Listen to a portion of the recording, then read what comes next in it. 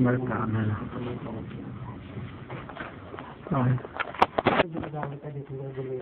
Doon mo kasi, hindi ayaw.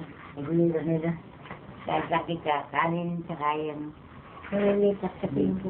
Saan din lang. Wala.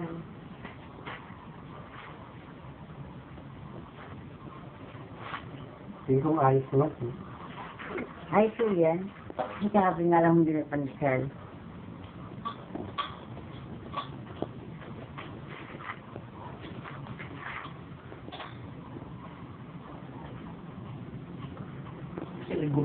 Ang hirap ibaba nito, kakaling. Stress, sakit sa katawan to.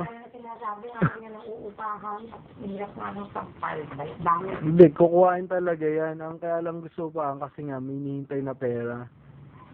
Eh, pagka kailangan niya na talaga ng pera. Hindi mo na ibabalik yan.